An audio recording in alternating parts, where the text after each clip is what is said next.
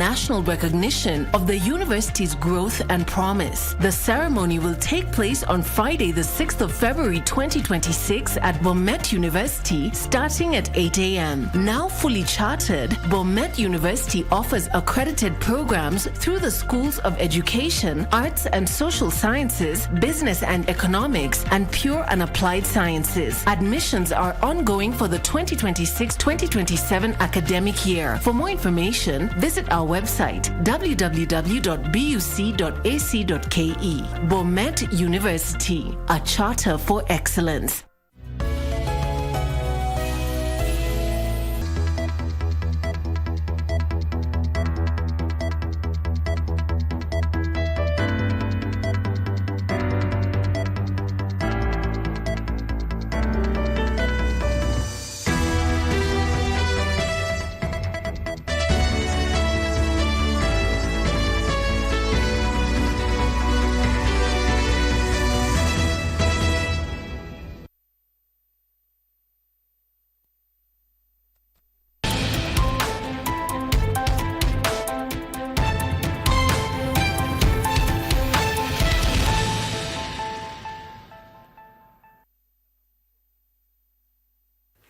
Now, 1 minute past the hour.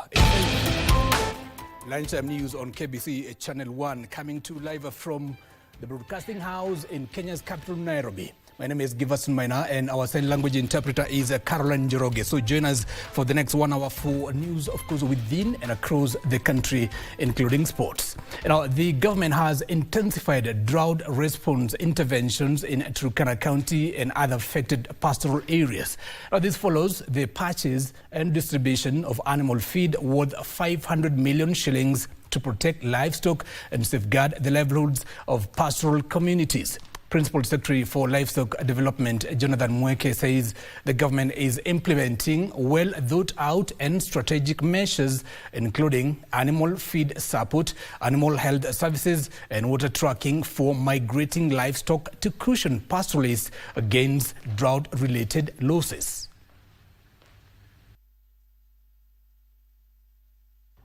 Hata jana tu mwenzangu PS Ismail Made, yule wa special programs anahusika na hii maneno ya ukame, ametoa chakula ya mifugo zaidi ya milioni 500. Na huyu county commissioner ashapatiana ile masehemu hiyo chakula itapelekwa, ndio tuhakikishe mifugo yetu tusipoteze hii wakati ya ukame. Tena kwa wizara yetu ya kilimo na mifugo tumepatia National Treasury budget ya bilioni 5 na milioni 8,000.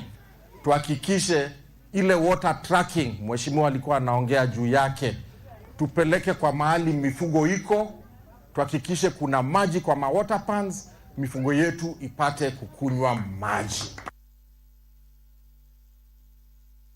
And now from Turkana, we take you straight to Mandera County, where 1,000 households in Mandera East constituency have benefited from a 3-day food distribution exercise courtesy of the county government and a charitable organization.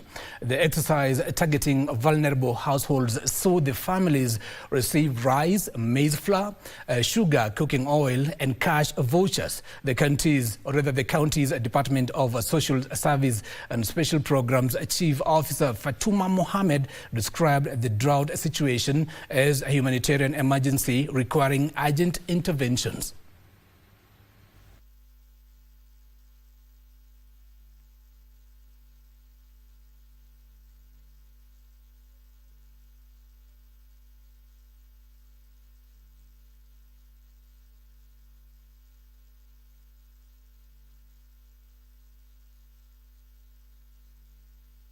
The situation is getting worse since we are facing IPC 4, which is very much critical. So we urge other partners to come in and really give us support on the situation.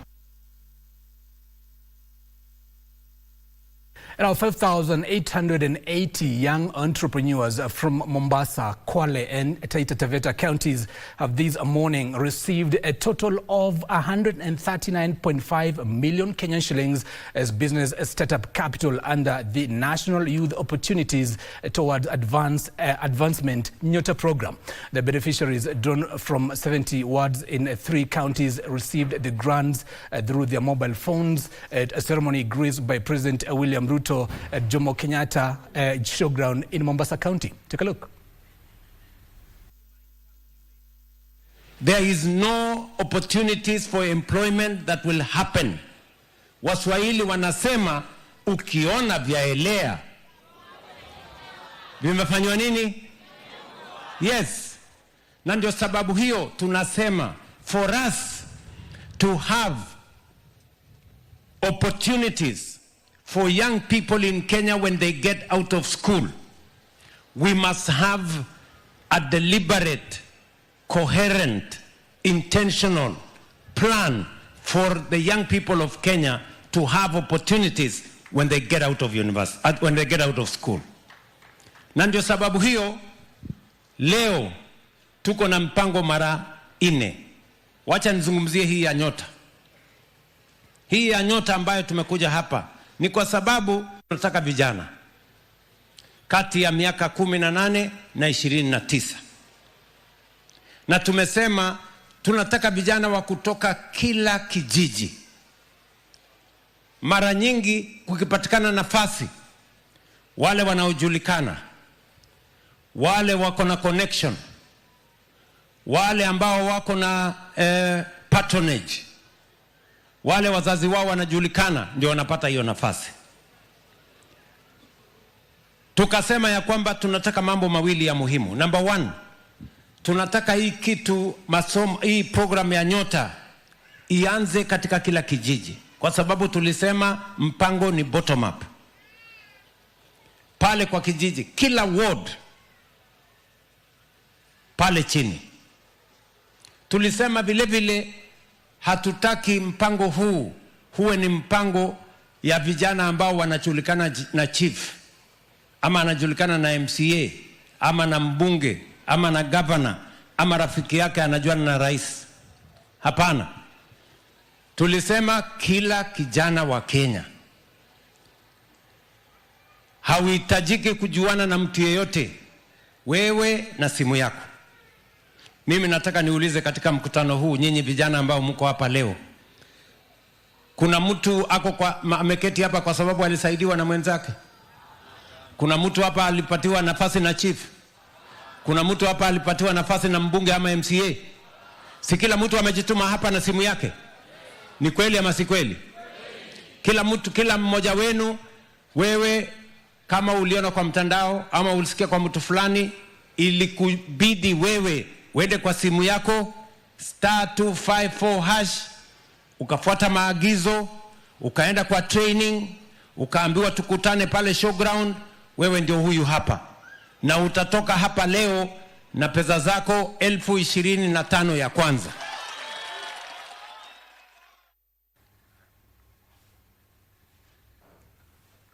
The government is facing a renewed pressure from families of Kenyans allegedly caught up in the Russia-Ukraine war, with growing calls to halt further recruitment by rogue agencies and urgently rescue those already stranded in the conflict zone. This comes as grief and unanswered questions fill Kinoru village in Mokorene, Nyeri County, where a family was forced to conduct a symbolic burial for their kin whose body never made it back home.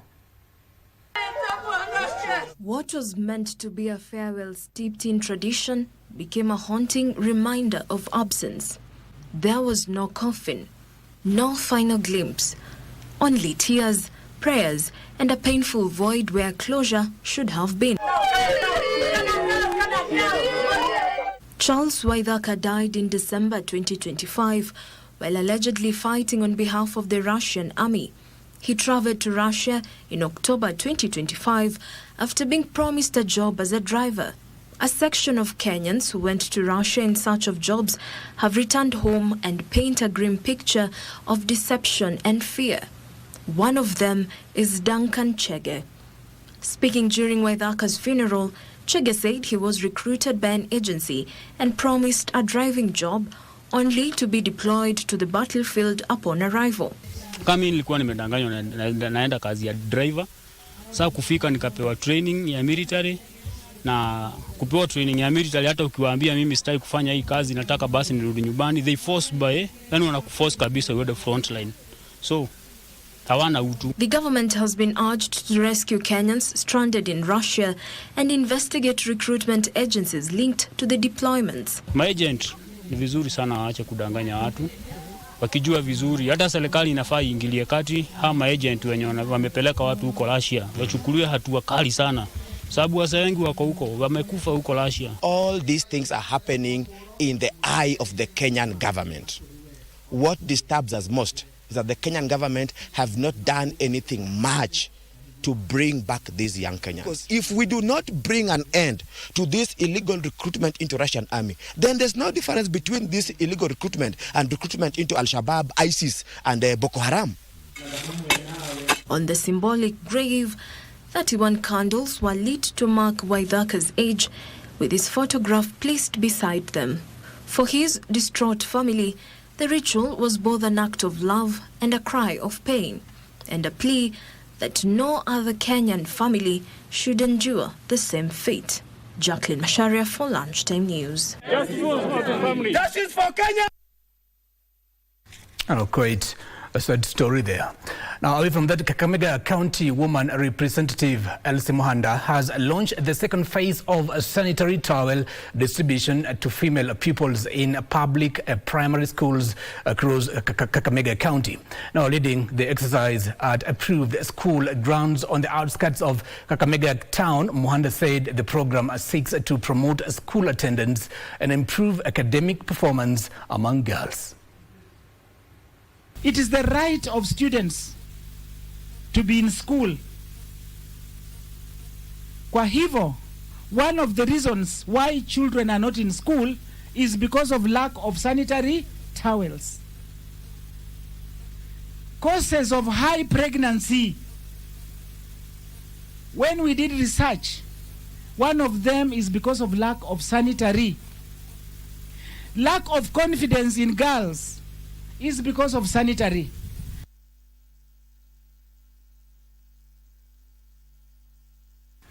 Now, 2 drivers died on the spot along the Bungoma-Webuye highway within Sakakta, a trading center, after 2 trucks were involved in a head-on collision road accident. According to eyewitnesses, the accident occurred at around 11 p.m. as both trucks, one carrying grains and another loaded with inflammable fuel, burst into flames from the collision, with fire engulfing the cabins, burning down the trucks with nothing left to salvage. They blamed the county government for their slow response in fire emergencies, claiming firefighting machines in the counties within the northern corridor have had a problem saving such situations in times of need. Now, the 2 bodies were taken to Bungoma Referral Hospital mortuary pending post-mortem before collections by relatives.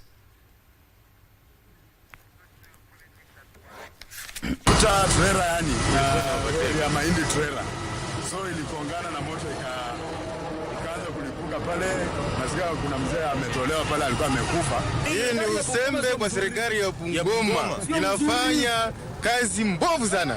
Kama tumempatia kazi, wananchi wamempatia kazi, lakini yeye watu wanakufia kwa lori, yeye hawezi husika. Hata hawezi onekana. County government ya Bungoma haina firefighter. Hii firefighter yenye hapa imekuja ni ya county ya Busia. Sasa nataka kuambia gavana kwamba aache kutembea, aache mchezo.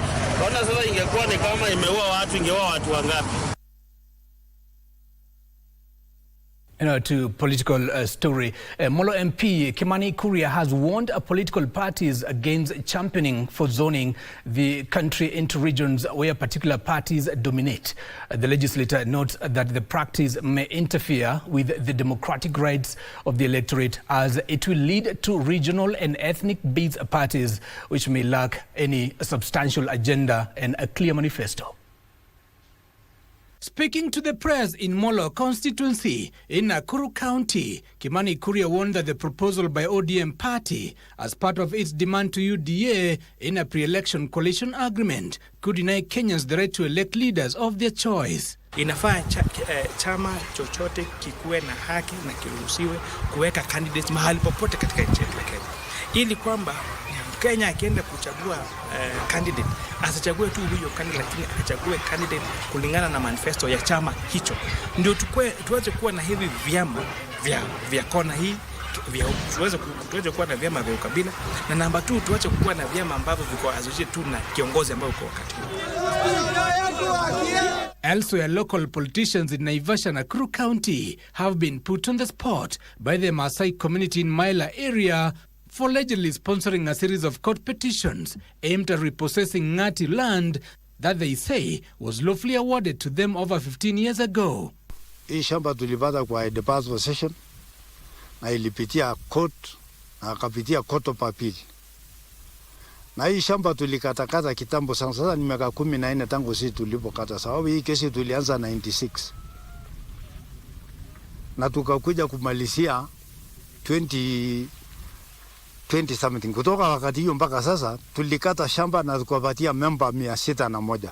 Community chairperson John Olelenti claimed some politicians were deliberately fueling discord between members of the community and groups from Narok East who are seeking a share of the land. Hivi karibuni wakaenda kubandilisha ile majina yetu ya member, wakaenda kushukua watu wengine sio member ya shamba, wakaenda kutoa title, na hiyo tunaomba serikali angalie sana. Hiyo tumelia mpaka tukaenda State House, tunaomba Ruto kabisa atuangalie hapa Maela. Now we take you to county number 027, where journalists in Eldoret, Uasin County have been equipped with skills to ensure the identity of witnesses is not disclosed when covering stories involving witnesses who feel intimidated and threatened due to the sensitivity of the case they are testifying before the justice system.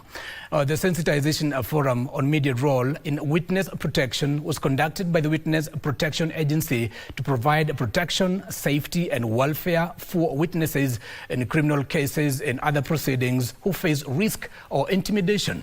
The head of the Public Communications Department, Calvin Already, underscored the importance of responsible reporting by journalists, which ensure media coverage does not compromise witness safety. And we realize that in this region particularly, there may be witnesses who fear to testify because of the threats that they encounter.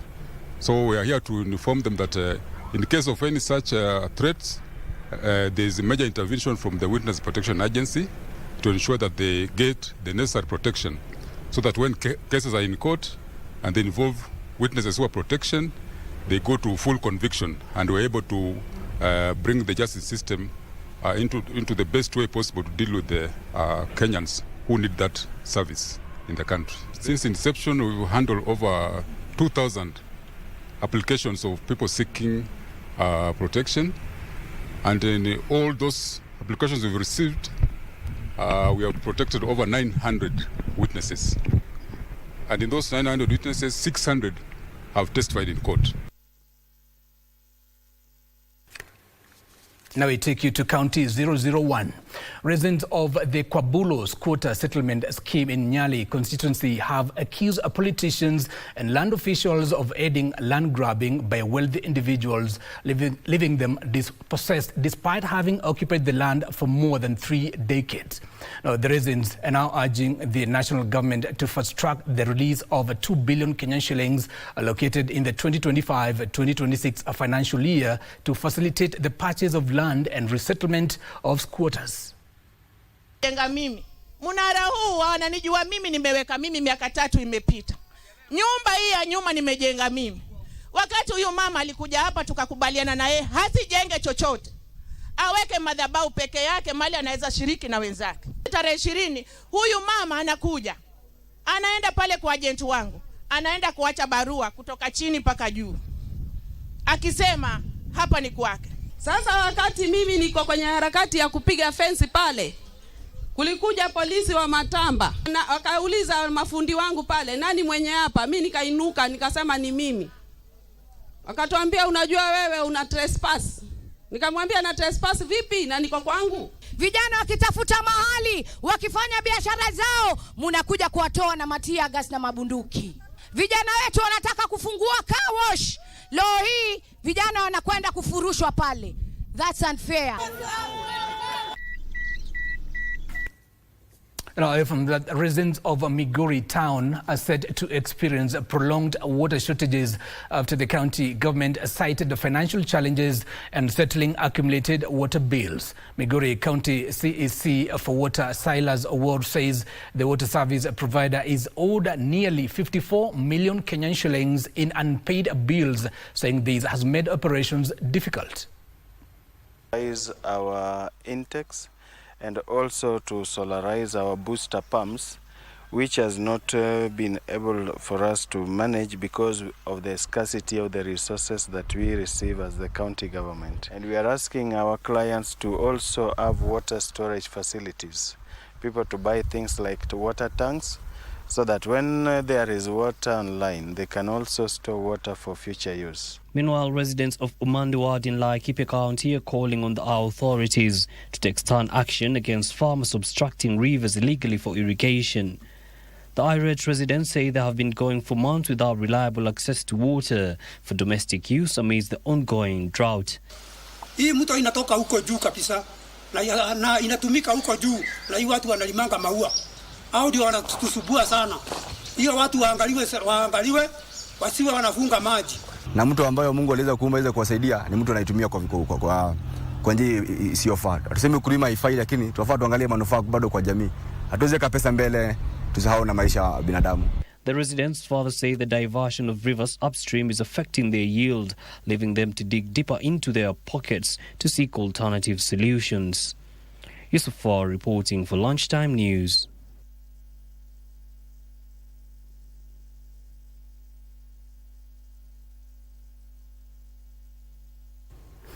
And I take you straight to the Senate committee that is interrogating the financial status of Bomet County. Listen in.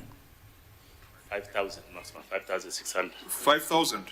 Your wage bill is already at 48%. That's true. So if you double the number of employees, everything that comes to Bomet will go to salaries. Establishment before was over 10,000. So we are, in order to bring it down to around 5,000. It doesn't mean we'll fill all those positions.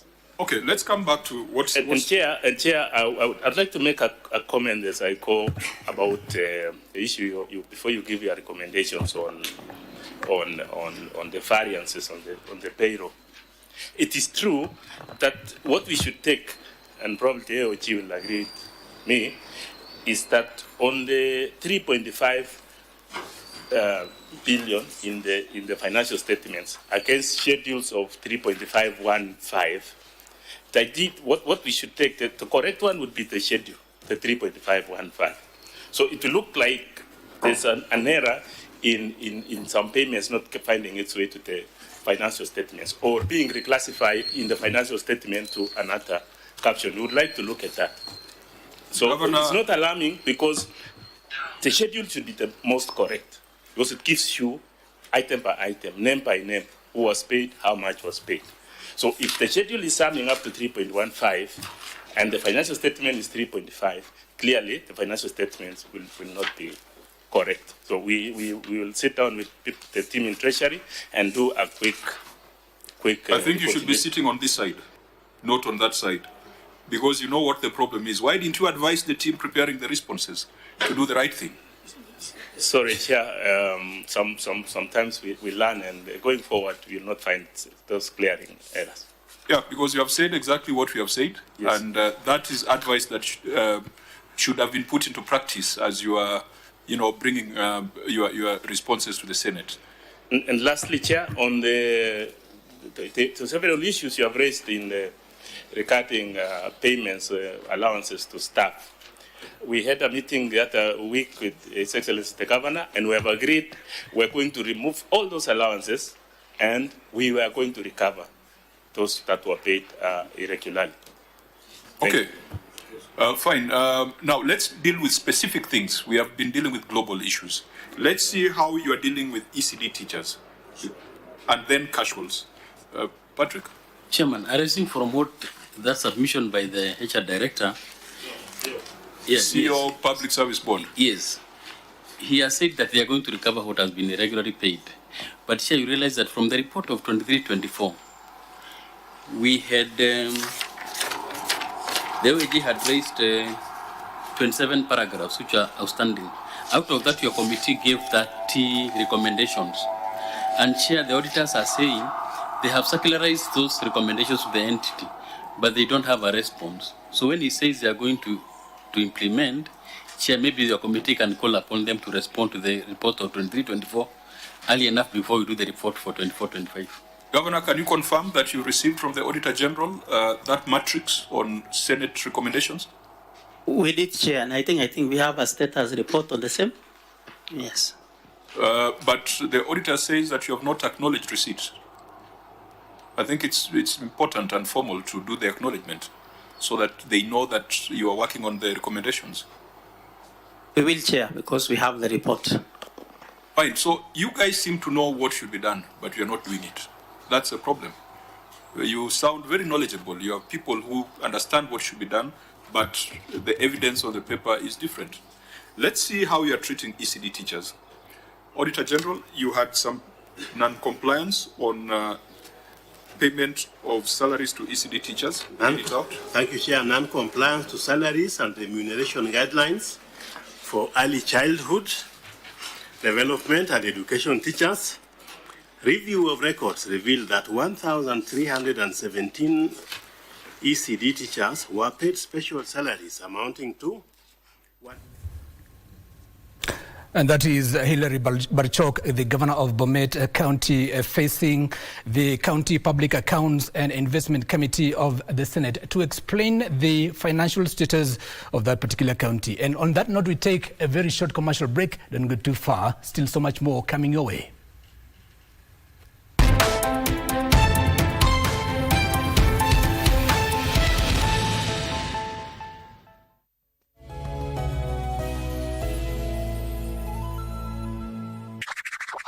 Halo, nimekuja na tangazo. Hapo staki kusikia. Hii ni moto. This is how we do. Yeah, chill, lay back, straight stunting. Yeah, we do it like that. Zaki moto. Do. This party is Zaki moto. Hello, Friday. Baby, you got a long time. You just made me. Live for life.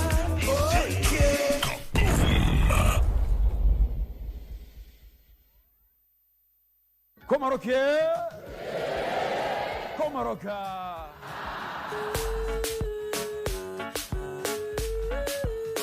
Kigumba ni kwa nguruwe, kwa mwanadamu uchungu.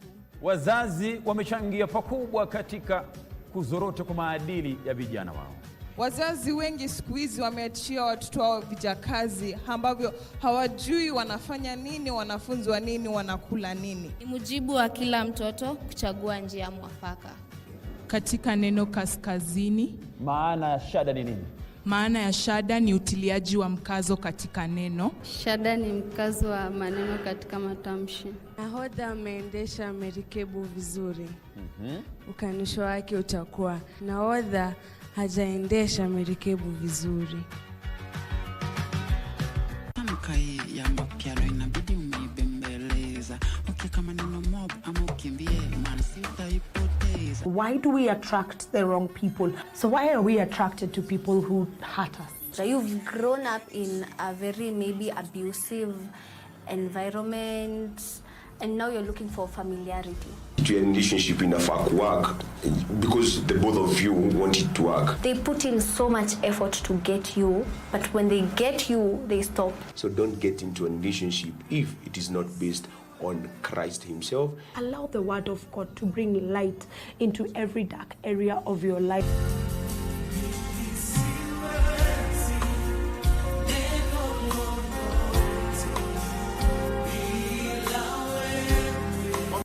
A historic milestone is here. Bomet University has officially been awarded its charter, affirming its status as a fully fledged public university. The charter was awarded at State House, Nairobi on 4th February 2026, marking formal national recognition of the university's growth and promise. The ceremony will take place on Friday, the 6th of February 2026 at Bomet University, starting at 8 a.m. Now fully chartered, Bomet University offers accredited programs through the schools of education, arts and social sciences, business and economics, and pure and applied sciences. Admissions are ongoing for the 2026-2027 academic year. For more information, visit our website www.buc.ac.ke. Bomet University, a charter for excellence.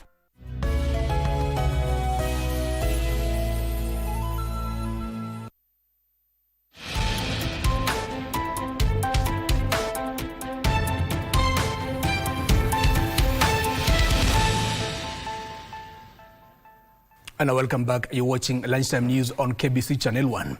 Now listen to this. Research firm Timely Kenya has ranked businessman Manu Chandaria as the most impactful man in the country.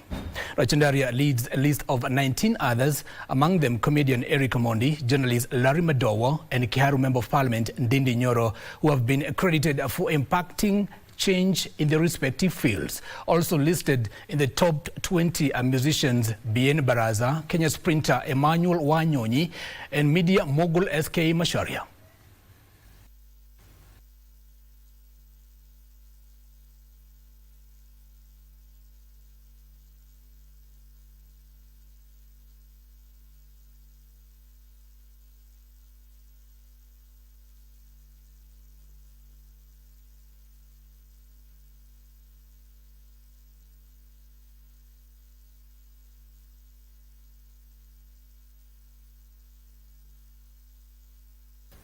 Now, away from that, we take you to County 003.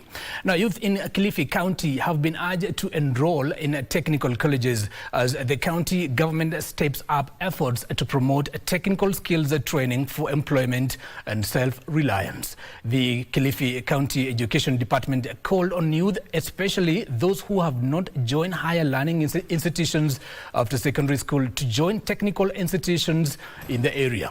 Education CEC Alfred Kinoti says the current job market, both locally and internationally, requires people with diverse skills that are really available in technical institutions. During a workshop in Muveye, students and other stakeholders welcomed the initiative, saying it provides an opportunity to improve skills and enhance economic survival.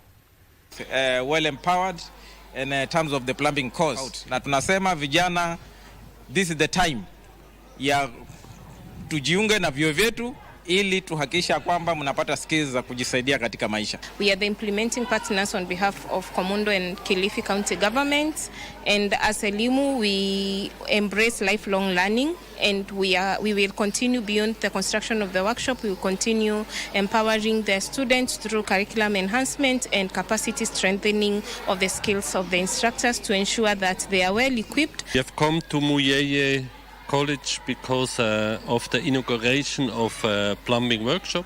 We would like to offer to the young people of Malindi a state-of-the-art training in plumbing. Sahi nimefurahi maana tumepata tools nyingi na nzuri ambazo zitatusaidia katika ubunifu wa ufundi wetu.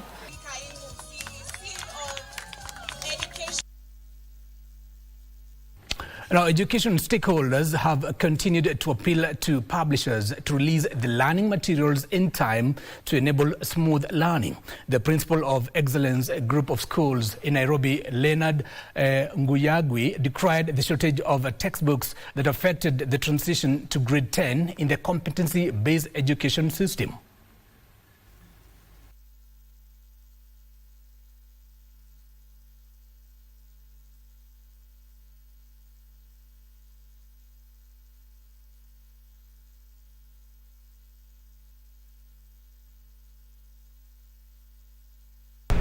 In all the learning areas, we are offering all the three pathways, that is the STEM, social science, and arts and sports science.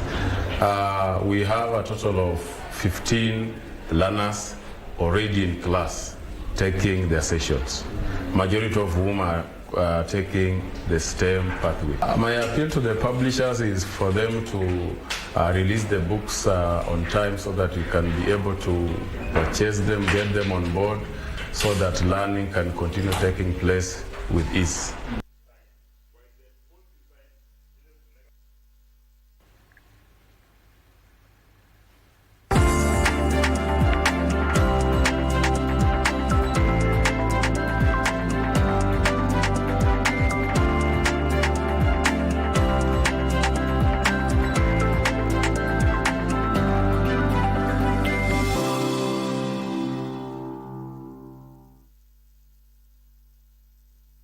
And to business world, electric motorcycle riders are calling for subsidies to boost uptake of the units. Volt Nova Sales representative Kennedy Juma says many riders face expensive pay as they drive, financing options to own electric two-wheelers whose upfront cost is higher than when compared to fossil-powered options. We'd like the government to actually assist in more financing to make sure that the end users, most of the end users get these products at a more affordable cost than our actual cost. Tunaomba serikali hivi kwamba iendelee kuunga mkono sekta ya EV kwa njia mwafaka ambapo inaweza saidia wanabodaboda katika hali ya kuwafanyia funding ama subsidies. Hizi swap station at least wape watu wetu wa bodaboda wale machairmans and SACCOs zenye ziko strong nazo zipate income kutoka pale. And our young people are being urged to look beyond the stock market and explore a wider range of investment options. At a financial literacy forum hosted online by a cooperative bank, participants were sensitized on other investment platforms such as equity funds, money market funds offering low risk, compounding interest and returns of about 10%, as well as fixed income funds with returns of up to 12%. It's always the right time to invest. It's always the right time to plan. One of the key areas that we do assist you with is sitting down and coming up with a master plan.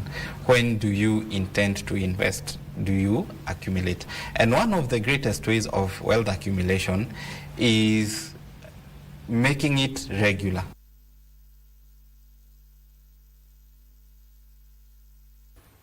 And our to Homa Bay County, smallholder farmers across 9 counties are set to undertake a training in climate-smart practices, agribusiness skills and peer mentorship targeting young people. The program will equip beneficiaries with best agricultural skills to grow yields. Beneficiaries will also receive a training on table banking and bookkeeping to support them in formalizing their ventures. There are so many nodes within a particular value chain that a young person can be able to be engaged in and also receive income. So we are saying don't just wait. You are the people that are supposed to create what? Jobs. You are the people that are supposed to create opportunities for other people who are coming behind. So we are telling them, let them go and learn. There are so many of our farmers who are engaged in this project. Find out where they are. And our micro, small and medium enterprises will from next week undergo targeted training to boost their participation in the electronic government procurement system. The training by the Kenya National Chamber of Commerce and Industry in a partnership with the National Treasury targets suppliers in 28 counties. The training aims to equip MSMEs with practical skills in supplier registration, online bidding, bid security guarantee management and electronic contract management to enhance access to public procurement opportunities. SCCI, we are going to position ourselves as a bridge between government and the private sector. We see this EGP program by National Treasury to create awareness, practical competence, and also ensure fairness, transparency, and efficiency in government tenders that sometimes is riddled with a lot of corruption and uncertainties.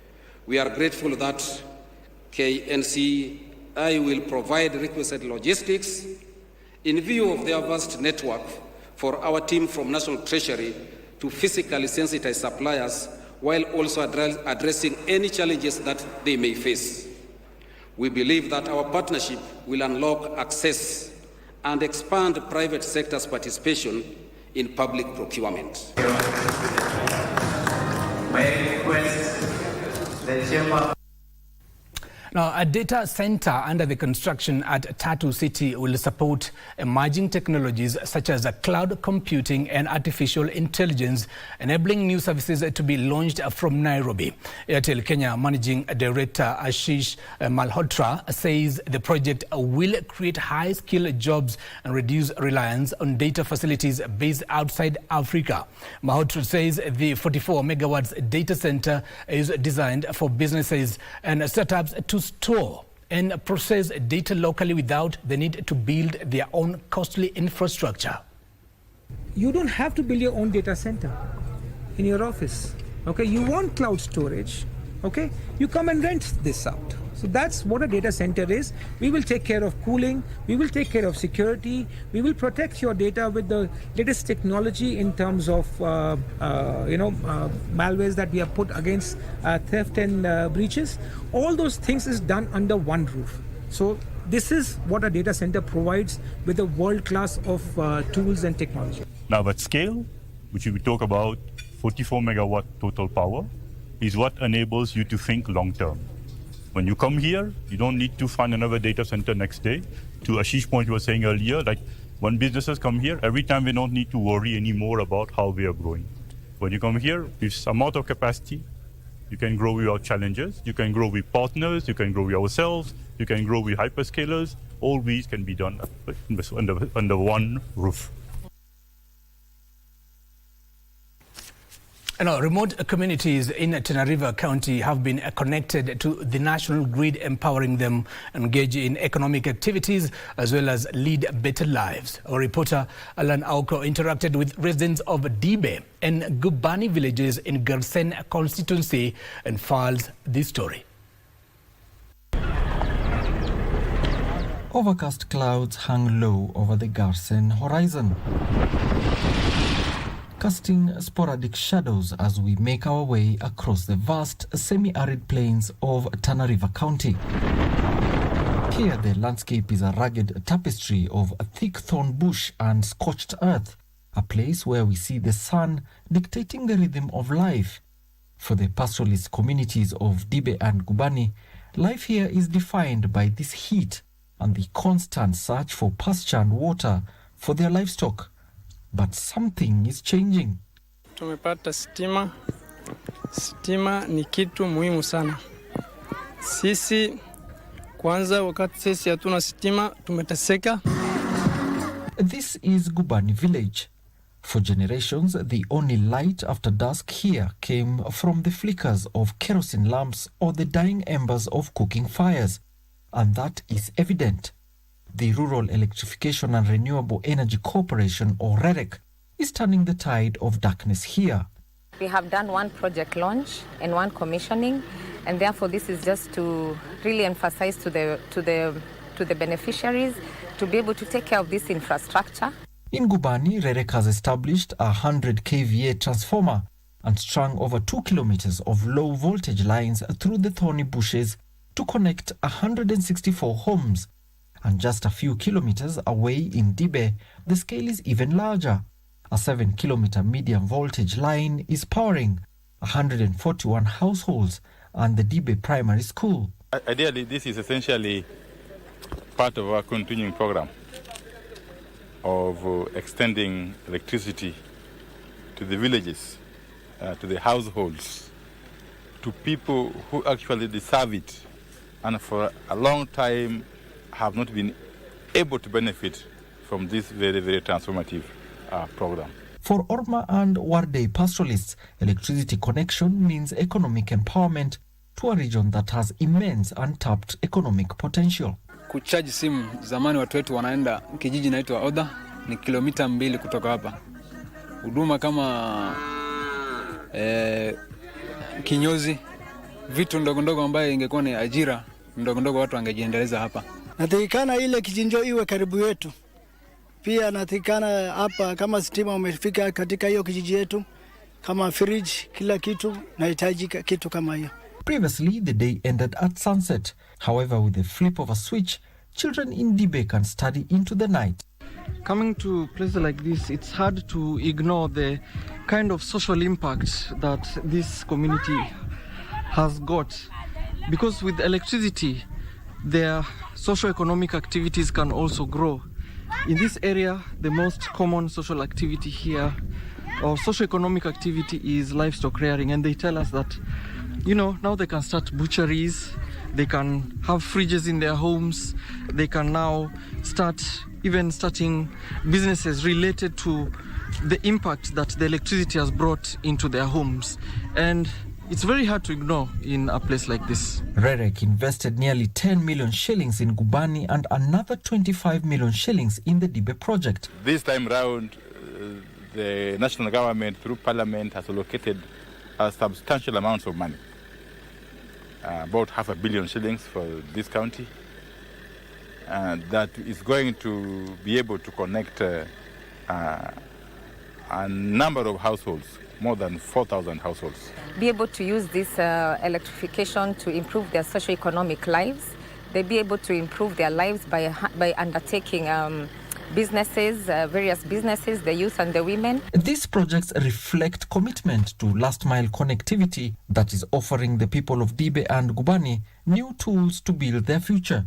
Alanauko, Garsen, Tana River County.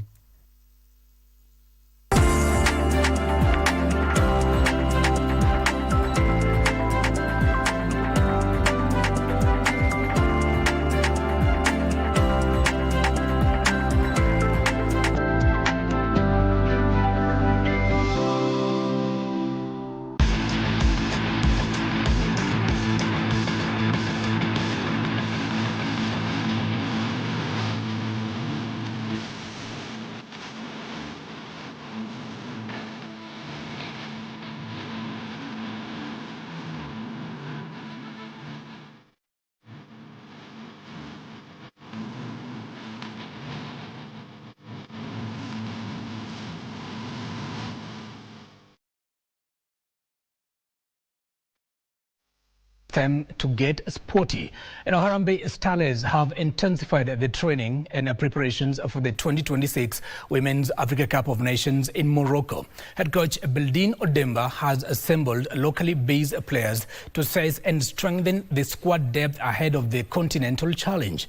Odemba has emphasized the importance of cohesion, noting Kenya's Group A opponents host Morocco, Senegal and Algeria will test the team's resilience. She expressed hope that lower leagues will continue to provide, or rather to produce and supply good players to strengthen the national team. Kenya qualified for the 2026 Africa Women's Cup of Nations by defeating Tunisia and Gambia, marking the second appearance after debuting in 2016. Harambee Starlets aim to make history this time around by advancing beyond the group stage.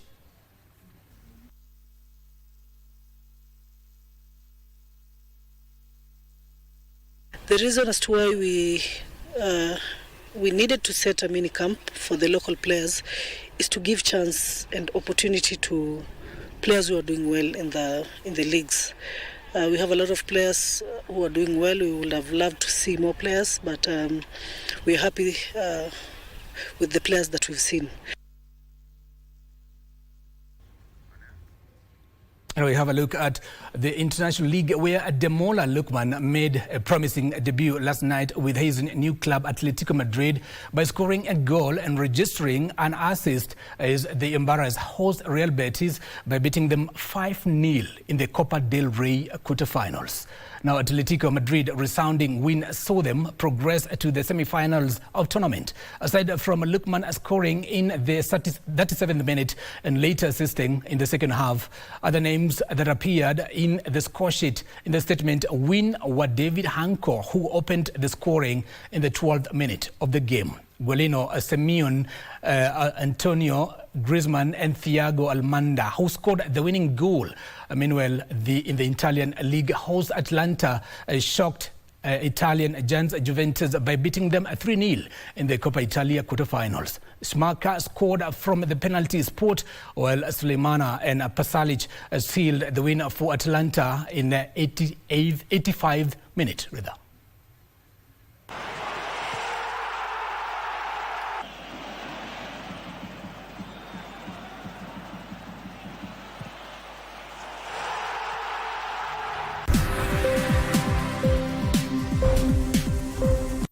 And now that's all we had for you on Lunchtime News here on KBC Channel 1. My name is Giverson, Maina, and our sign language interpreter is Caroline Joroge.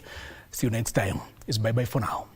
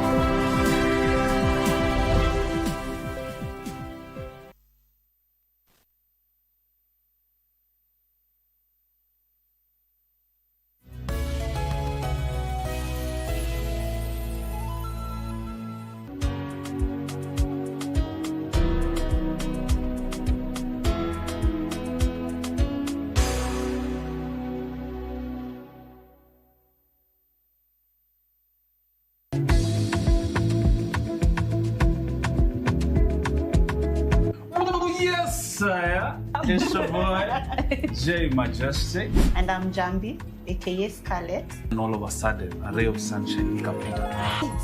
Wewe msichana mwako katikati. So na yeye akafika. Akakuja, akaanza kutusumbua. So when I saw him, I was like, hey, tall, dark and handsome. Bana ile pregnancy kit. Ambia bro, angalia. My mom had met him a couple of events. Walikuwa ananiita aje? Al-Shabaab. Naenda kustua huyu gari 50. Buko utanistua. Unapata mwanaume anakuuliza wewe unakaa kwa nyumba kwani wewe ni dasta? Mimi leo kana bibi yangu.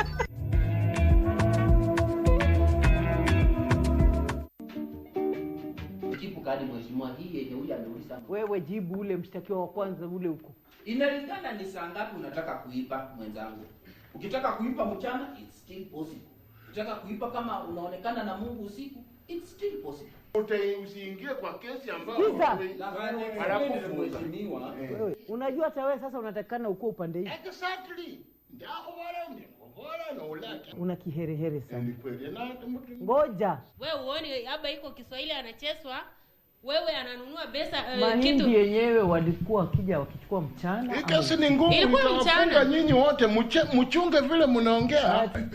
Excuse me. Ulikuwa na receipt. Excuse me, I'm not an office, my friend, I'm not an office. Wewe. I'm just a nightmare. Wewe. Excuse me. Ati wewe ni nightmare.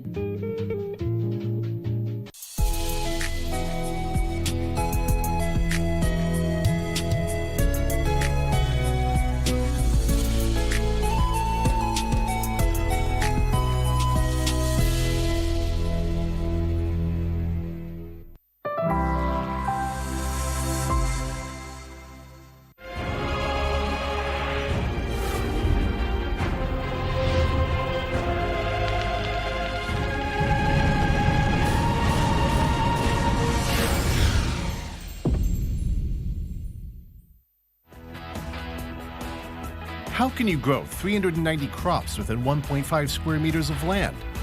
Can vegetables grow so fast you can harvest them every 25 days?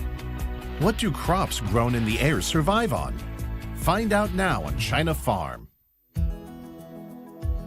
Hello everyone, welcome to China Farm.